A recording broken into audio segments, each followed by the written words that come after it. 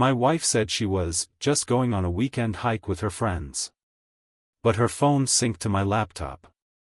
When I opened her gallery, my hands went cold. There was a video of her in a hotel room, laughing, saying, "He still thinks I'm out in the woods." I didn't confront her. I packed my bags, left her a letter, and transferred all our savings into a separate account. 2 days later, she was locked out of everything. She called me screaming.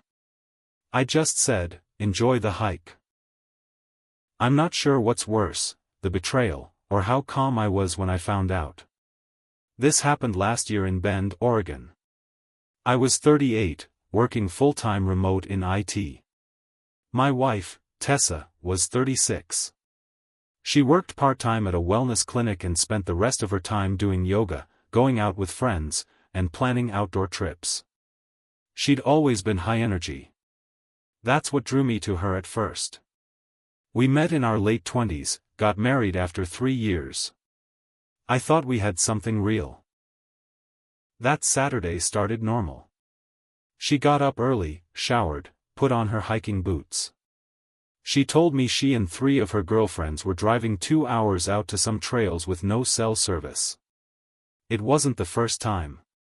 I never questioned it. She kissed me goodbye. "Don't forget to feed the dog." "I won't," I said, half laughing. She grabbed her bag, said, "Love you," and walked out the door. I didn't know it then, but that would be the last time I saw her in our house. I went about my morning like always. Took the dog out. Made coffee. Started on the garage, organizing tools and tossing junk I'd been putting off. Around 11:30, I came back inside, sat down at the kitchen table, and opened my laptop to knock out a few invoices. That's when I noticed the notification. It was from the shared cloud we had set up months ago, back when Tessa upgraded her iPhone. Somehow, her photos were still auto-syncing to the laptop. I didn't think much of it. I figured maybe there were a few pictures of the trail, or some selfies with her friends. But when I opened the folder, I saw something else. It hit me like a punch in the chest. The first few photos were just her. Smiling. Wearing makeup, not unusual, but too much for hiking. Then came a photo of a hotel room. A mirror selfie. She was holding a glass of wine, wearing a black dress that clung tight to her body. Then came the video. It wasn't long. Maybe 20 seconds. But it felt like forever. She was standing in a hotel bathroom, in lingerie, filming herself in the mirror. She looked happy, giddy, even. She swirled the wine in her hand, looked straight into the camera, and laughed. "He still thinks I'm out in the woods." That was it. That one sentence. And she said it with this smug, proud little smirk like she'd pulled off the perfect lie. I stared at the screen. My hands went cold. My stomach felt like it dropped out of me. I didn't cry. I didn't scream. I didn't punch anything. I just stood up. And I started packing. Not in a rush. Not in a panic. I was calm, too calm. I went into our room, pulled out my old duffel bag, and started throwing clothes into it. Shirts, jeans, socks, everything I'd need for a few weeks. I grabbed my passport, my birth certificate from the filing cabinet, all the important papers. I took my time. Then I sat down at my computer. Tessa never liked dealing with money. I paid the bills. Managed the investments. All the bank passwords were saved in my name. It didn't take more than 10 minutes to log in and clean out our joint accounts. I created a new one just under my name and moved every dollar over. I canceled the cards she used. Changed all the passwords. Locked her out of the utilities, the credit union, the Amazon account, the Netflix, everything. Then I printed out a short letter and left it on the kitchen table. "You said you were going hiking. I hope you brought good shoes." I saw the video. don't bother calling. Enjoy the hike. After that, I loaded the dog into the car and drove. I didn't know where I was going at first. I just wanted distance. By the time night hit, I was halfway through Eastern Oregon. I called my buddy Nate in Boise. Told him I needed a place to crash. He didn't ask questions. Just said, "Come on over." I didn't turn my phone on for 2 days. When I finally did, the messages flooded in. 37 missed calls. Voicemails. Texts. Some angry. Some panicked. She was locked out of everything. She was scared. She'd probably walked into the house expecting everything to be fine, until she saw that letter. Tried to use her debit card and realized the account was empty. Tried to check the bank and couldn't get in. Couldn't even stream TV. I listened to one of the voicemails. Her voice was shaking. "What the F*** did you do? Where are you? Are you seriously doing this? You're being insane. This is insane." Then screaming. Then crying.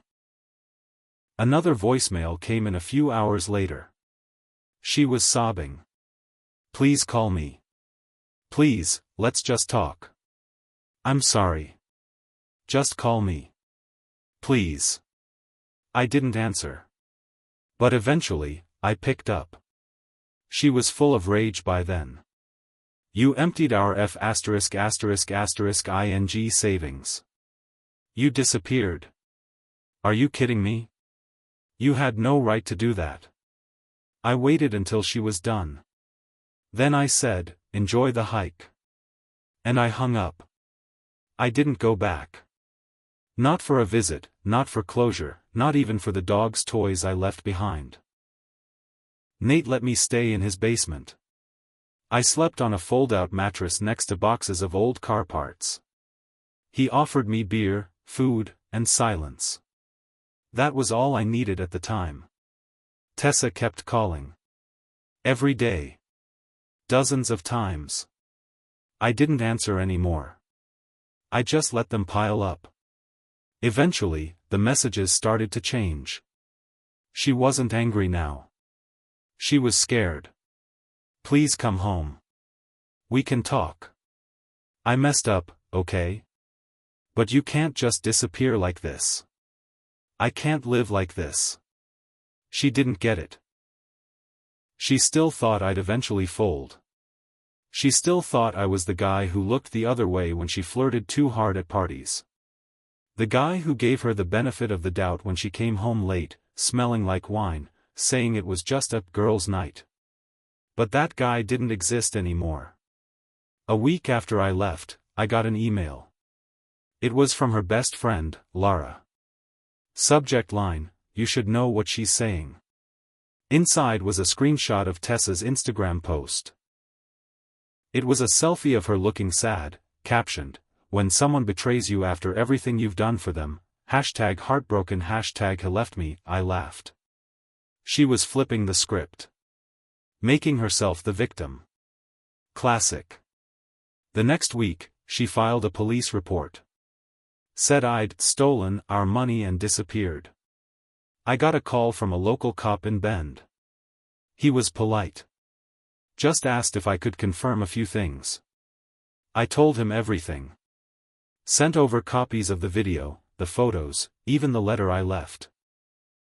Explained that the money wasn't stolen, it was moved from a joint account I had full access to. Legally, she didn't have a case.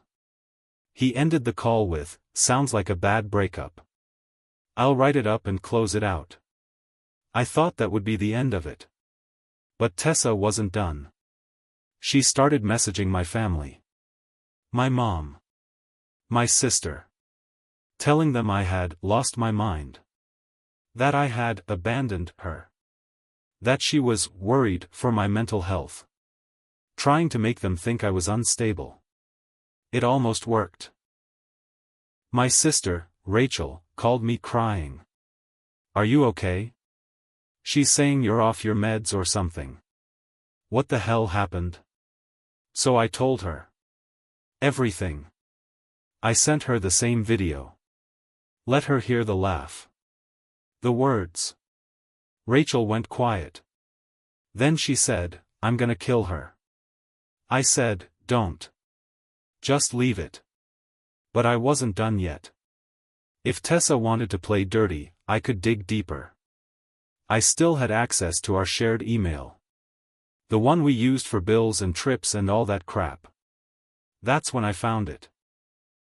An email thread between her and someone named Chris. It went back months. Hotel confirmations. Dinner reservations. Even plane tickets. Turns out that yoga retreat she went on in January. That was a weekend in Seattle. With him. She called him C. He called her T-baby. Cringed reading that. Then I found something better. A receipt for a bracelet. He'd bought it for her birthday. Sterling silver. $250. I copied everything. Then I emailed Chris directly. Subject. Just thought you should see this. Attachments, 1 video, 3 photos, 12 emails. I never heard back from him, but 3 days later, Tessa texted me, "You motherf ***er. He left me." All I replied was, "Good." After I emailed Chris, things went quiet for about a week. I thought maybe that was it, she'd crawl into a hole and stay there. I'd given her exactly what she deserved. No more lies. No more pretending. But I underestimated her. It was a Tuesday morning when I got a call from my job's HR department. "Hey, Derek? Can we talk for a minute?" "Sure," I said.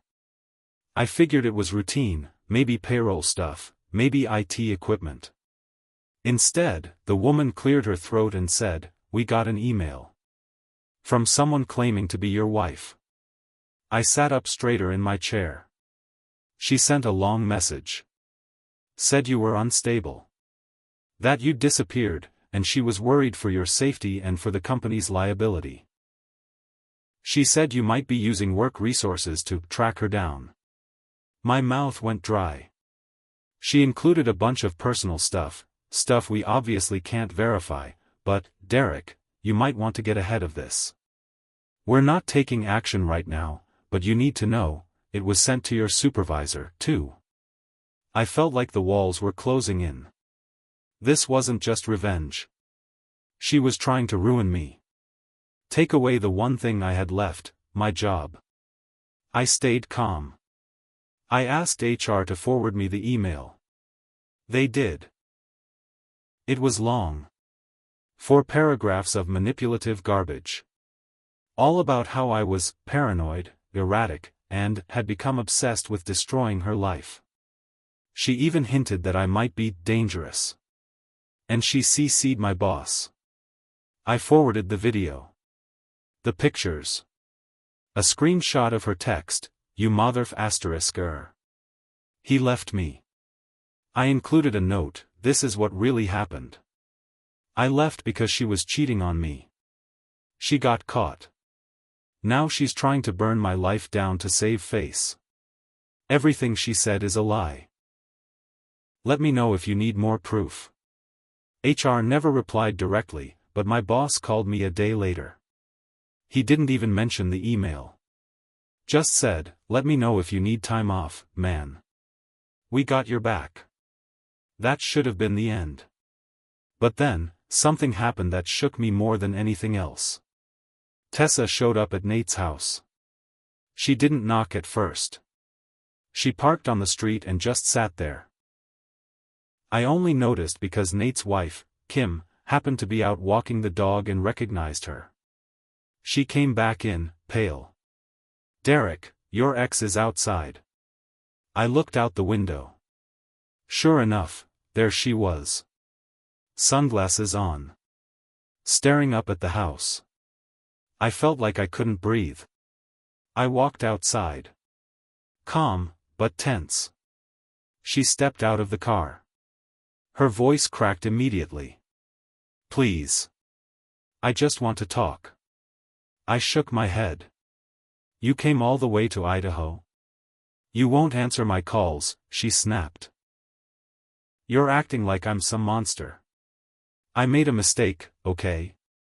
You think I'm proud of it? I didn't say anything. She kept going. He left me. Chris dumped me the second he saw that video.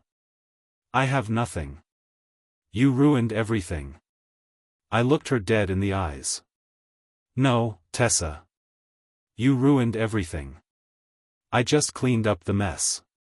She stepped closer. Just come home. Please. We can fix this. There is no home, I said. There's just the wreckage you left behind. She started crying. I lost everything. I turned and walked back inside. She sat in the car for 2 more hours. Then she drove away. 3 weeks passed after Tessa showed up at Nate's. I didn't hear from her again. Not directly. But I did get a letter. It came in a plain white envelope. No return address. Just my name, typed on the front. Inside was a handwritten note on lined paper. You think you won. You didn't. Everyone knows what you did now. Hope the silence keeps you warm. T. I read it once. Then I burned it. But she wasn't wrong. I was alone. The truth is, revenge doesn't come clean. It sticks to you. Even when it's deserved. Even when it's careful. I'd torched every bridge between us, and even a few with people who didn't deserve it. My mom stopped calling. She said I should have talked to Tessa first. Said it was cruel to leave like that. My dad said nothing. Just sent me a thumbs up emoji the day I left. My sister Rachel still backed me, but even she seemed tired of the drama. I stayed in Idaho for 2 more months. I tried therapy. Twice. Couldn't get through the second session. I started losing weight. Couldn't sleep. I kept playing the video in my head, over and over. He still thinks I'm out in the woods. I knew I'd never forget that laugh. Then, one day, I got a call from a strange number. I almost didn't answer. But something told me to pick up. Derek? The voice asked. It was low, raspy. This is Chris. I didn't say anything. I got your email. I didn't reply. Didn't think it was real at first. But I need to say thank you. Still, I stayed silent. I found out she was talking to 3 other guys. Not just me. 3. That hit hard. Harder than I expected. She lied to all of us. Told me you were some controlling psycho. Said she was scared of you. She said she'd been trying to leave you for months but was trapped. Man, she played me like AF *****ing guitar. She does that, I finally said. Chris sighed. Look. I don't know what your next move is. But if you're trying to rebuild, don't do it alone. Don't let her take that from you. I thanked him. We hung up. And I sat there in silence. I had my revenge. I burned down the life she faked. But I'd burned parts of myself with it. So I started fixing things. I called my mom. Told her everything. Really, this time. No hiding. No spin. She cried. We made up. I called Rachel. She said, it's about damn time. I flew home to Bend. Not to see Tessa, just to settle the legal stuff. I filed for divorce. Sent the paperwork through a lawyer. She didn't contest it. Didn't show up. Signed and mailed it back. I thought that was the end. But 6 months later, I got one last message. No words. just a photo. It was her. Sitting on a park bench. Same hiking boots from that weekend. Same smirk. In the caption, "Back in the woods." I deleted it. No reply. Because the only thing worse than being lied to is letting the liar back in. I learned that the hard way. And now? Now I really am gone. It's been over a year now. I don't wake up shaking anymore. I don't check every unknown number with a tight chest. I don't play that video in my head like a curse on repeat. But I still remember. I always will. The truth is, even when you win, really win, the kind of win that leaves someone screaming on the floor with nothing left, it doesn't feel like you thought it would. Tessa eventually moved out of Bend. A mutual friend told me she left the wellness clinic in the middle of a shift. Just didn't come back one day. Rumor was she went south, maybe Nevada, maybe Arizona. I never checked. I didn't want to know. But here's the part one didn't expect. 2 months ago, I got served. She filed a lawsuit. Claimed I'd stolen marital funds.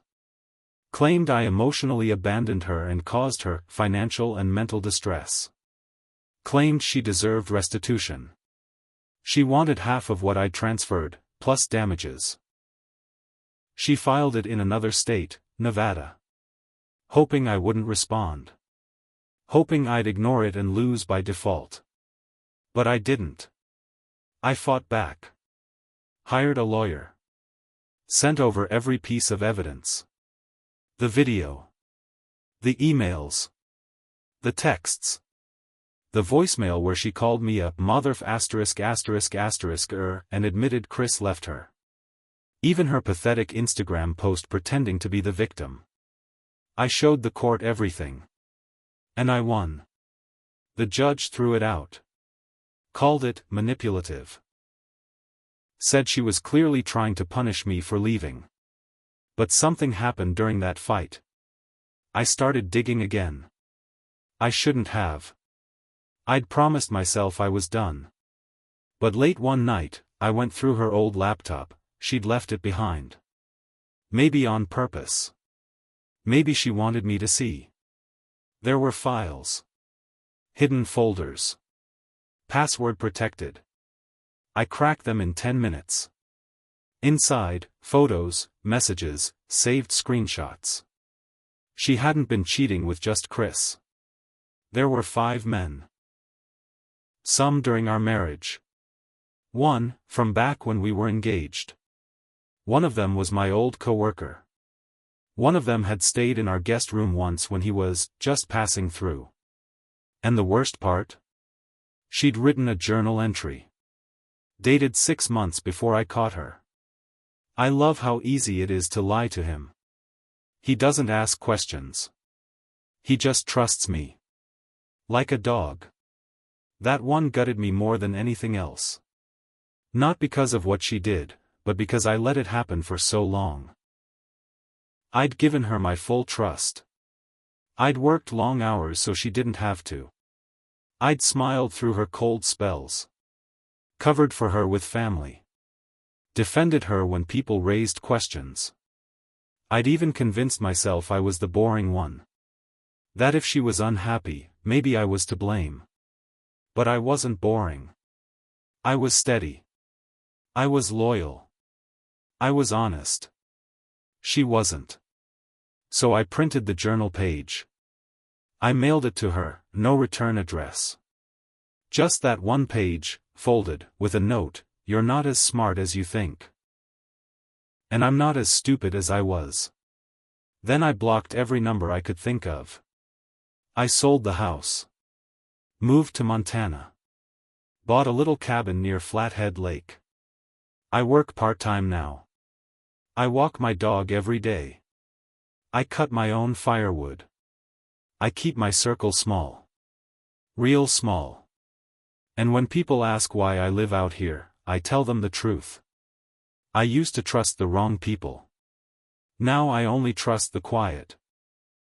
If you ever hear someone say they're just going on a hike, you better pray their phone doesn't sync to anything.